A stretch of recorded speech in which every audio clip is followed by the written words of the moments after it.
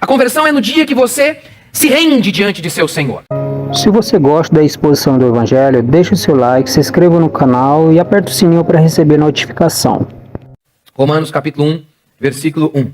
Paulo, escravo de Cristo, de Jesus Cristo, chamado para ser apóstolo, separado para o Evangelho de Deus, que ele antes havia prometido pelos seus profetas nas Sagradas Escrituras. Então, o Evangelho que Paulo vai pregar não é de Paulo, já havia sido profetizado, prometido lá no Antigo Testamento. E esse Evangelho fala sobre o quê? Acerca de seu Filho. Então, o Evangelho, ele não é um amontoado de doutrinas. O Evangelho é o anúncio de uma pessoa, Jesus Cristo. Acerca de seu Filho, que humanamente nasceu da descendência de Davi, e com poder foi declarado Filho de Deus, segundo o Espírito de Santidade, pela ressurreição dentre os mortos, Jesus Cristo nosso Senhor. Até aí. Paulo, eu vou falar hoje apenas sobre isso aqui, ó. Paulo, servo de Jesus Cristo. Paulo, escravo de Jesus Cristo. O tema da epístola de Paulo aos Romanos é o Evangelho. Ele já desenvolve isso logo de cara, e a partir do versículo 18 em diante ele começa a contar o que é o Evangelho, narrar o que é o Evangelho, desenvolver esse assunto. Em Romanos 1,18 ele diz: a ira de Deus se revela do céu contra toda impiedade e perversão dos homens. Ali, ele já insere esse versículo logo após ter falado em Romanos 1,16 que o Evangelho é o poder de Deus para a salvação de todo aquele que nele crê, ao judeu primeiro e depois ao grego. Então, logo após falar isso, o Evangelho é o poder de Deus, no verso 18 em diante ele passa a pregar esse Evangelho. O tema, então, de Romanos é o Evangelho. Mas, quem pode levar essa mensagem do Evangelho? Quem pode viver essa mensagem do Evangelho? Só pode levar a mensagem do Evangelho e viver o Evangelho quem é escravo de Cristo Jesus. Doulos significa isso, escravo. Eu sou Paulo, eu sou um escravo dele e fui separado para o Evangelho. Eu e você pode não ter sido separado como Paulo para pregar o Evangelho, mas todos nós aqui fomos separados para seguir o Evangelho. Nós ouvimos o Evangelho e devemos segui-lo, obedecê-lo. Mas quem vai pregar o Evangelho de maneira fiel? Quem há de seguir o Evangelho de maneira fiel? Somente aquele que tem essa concepção muito clara de que não é dono de si mesmo. Primeiro, qual é a origem da escravidão? O próprio Antigo Testamento nos dá algumas dicas. Uma pessoa podia se tornar escrava de outra por conta da pobreza. Havia leis em Israel para administrar essa questão.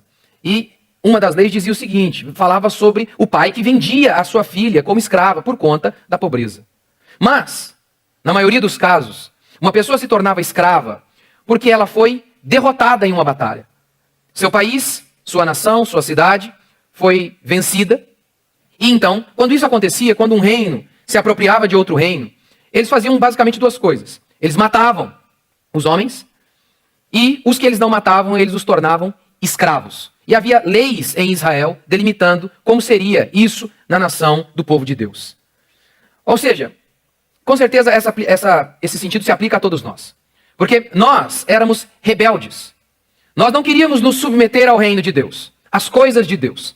Mas Jesus Cristo, o Rei dos Reis, o Senhor dos Senhores, nos subjugou, nos venceu. Nós que éramos malignos, nós que andávamos desgarrados como ovelhas, seguindo os nossos próprios pensamentos, as nossas paixões, achando que nós éramos o nosso próprio Deus. Mas um dia, o dia que você se converteu, a conversão é isso. A conversão é no dia que você se rende diante de seu Senhor. É mais ou menos aquela história de Jacó lutando com Deus e ganhando de Deus no instante em que Jacó perde. Ou você deve se lembrar de 2 Coríntios 2,14, em que Paulo fala: graças a Deus por Jesus Cristo, que sempre nos conduz em triunfo. Alguns intérpretes interpretam essa passagem aqui, não da maneira que muitos comumente interpretam. Olha, Deus sempre me faz vencer. O que está certo, mas talvez não em relação a este versículo. Graças a Deus por Jesus Cristo, que sempre nos conduz em triunfo. Possivelmente, há uma grande possibilidade de que este texto se refira tenha um pano de fundo histórico aí romano. Os romanos, quando venciam nações, quando subjugavam nações, costumavam trazer o rei, ou algum dos líderes, algum homem que representava aquela nação como líder, e esse comandante romano trazia esse rei ali atrás, vencido, subjugado, escravizado, e fazia uma grande entrada triunfal em Roma, dizendo: vencemos mais uma vez. Então, há uma grande possibilidade de que o que Paulo está falando aqui é isso. Graças a Deus que Jesus Cristo nos conduz em triunfo, onde o vencedor é Ele. E nós fomos subjugados. Nós éramos malignos, andávamos seguindo os nossos próprios pensamentos e caminhos. Mas um dia Deus nos quebrou. Um dia Deus nos subjugou e nos tornou seus escravos. Essa é a origem da escravidão.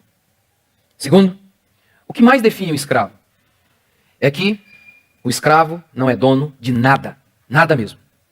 Ele não é dono nem mesmo de si. Um escravo não possui casa. Um escravo não possui família.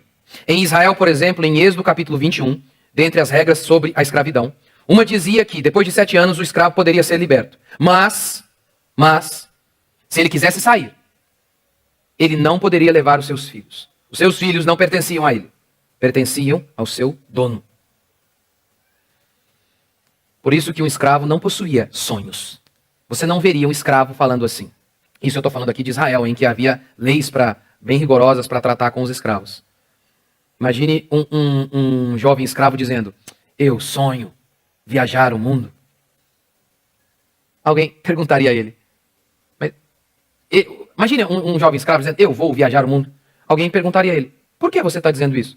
Seu patrão falou isso para você, que ele vai viajar o mundo e consequentemente você vai com ele? É isso? Não existia isso. A vontade do escravo era a vontade de seu senhor. Um homem que não é dono de nada, nem de si mesmo. Este é o único homem que presta para o evangelho. Qualquer outro tipo de homem é inútil para pregar o evangelho e para viver o evangelho. Inútil. Qualquer homem que se declare cristão, mas que considere possuir alguma coisa, é inútil para o evangelho. São os servos que são separados para o evangelho. Você se lembra de quando Jesus, ele foi inquirido por algumas pessoas, por alguns discípulos, quando os discípulos trouxeram comida para ele. E Jesus disse assim: uma comida tenho para comer que vós não conheceis. A minha comida consiste em fazer a vontade de meu Pai, que me enviou. A comida serve basicamente para 2 coisas: te manter de pé e te dar prazer. O arroz e o feijão te mantém de pé, mas aquela gordurinha te dá alegria, prazer. Se você se levanta de manhã e aspira qualquer coisa que não, qual é a vontade do Senhor para mim? Você pode se definir como qualquer coisa, menos como cristão. Menos como cristão. E, com base nisso, terceiro, quem tem sonho não presta para o evangelho. Eu estou usando a palavra sonho aqui como aquela coisa que brota do seu coração carnal, em oposição à vocação. Vocação. Do latim vocare, que significa chamado, chamar. Vocação está associado com Deus. Deus nos comissiona. Deus determina o que nós fazemos. E nós, meros mortais, simplesmente nos humilhamos e dizemos: seja feita a tua vontade e não a minha. Então eu estou colocando aqui a palavra sonho, como isso que brota aí do seu coração, e vocação como aquilo que nasce do coração de Deus sobre você. Muitas vezes o que a gente ouve por aí, em se tratando de sonhos, são coisas carnais. Coisas muito associadas a isso aqui, ó. Eu sonho ser grande. Eu desejo impressionar os homens. Quase sempre, esses sonhos humanos que os homens manifestam têm por trás isso aqui. Esse desejo de impressionar os homens. A vocação é outra coisa. A vocação é o desejo de servir a Deus, ainda que isso custe o desprezo de todo o mundo. De todo o mundo, de todos mesmo. Se quiser me seguir e não me amar mais do que papai, mamãe, filho, filha e até si mesmo, não pode ser meu discípulo. Não pode. Se não estiver disposto a desagradar o mundo inteiro, inclusive a sua família, você não pode ser meu discípulo.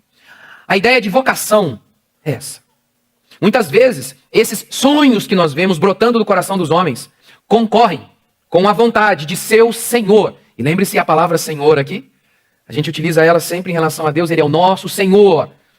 O escravo tinha um Senhor que era dono dele. É isso que nós estamos dizendo. Quando dizemos, o Senhor é o meu Deus. Ele é o meu dono. Esses sonhos costumam concorrer com a vontade de Deus. Por exemplo, no exército. Imagine um homem que tem um sonho. O sonho dele é atingir uma alta patente lá no exército. O problema é que o comandante precisa daquele homem ali, agora, no campo de batalha, na linha de frente, com uma enorme possibilidade de que esse homem tombe e morra ali. Então, esse soldado pensa, se eu for ali, essa batalha é insignificante. Essa não é uma grande batalha. Ninguém verá os meus feitos ali. Ela é muito importante para este comandante, para o batalhão, para o país. Mas para mim ela é insignificante. E é assim que essas pessoas são inúteis para o reino de Deus. Porque preocupadas apenas com elas mesmas, com seus sonhos, elas não podem perecer no anonimato. Elas não podem, para satisfazer a vontade de seu comandante, em nome do bem maior, elas não podem morrer onde não há holofotes. É muito comum você ouvir pregadores falando sobre Davi, que saiu lá de trás das ovelhas para ser rei em Israel. E é muito comum que pastores peguem isso e apliquem isso para todos, dizendo aqui que todos serão um sucesso aos olhos do mundo. Todos aqui terão canções sobre vocês. Vocês serão o máximo, estarão no holofote, diante dos holofotes. Nem sempre. A maioria não vai ser assim. Bem poucos.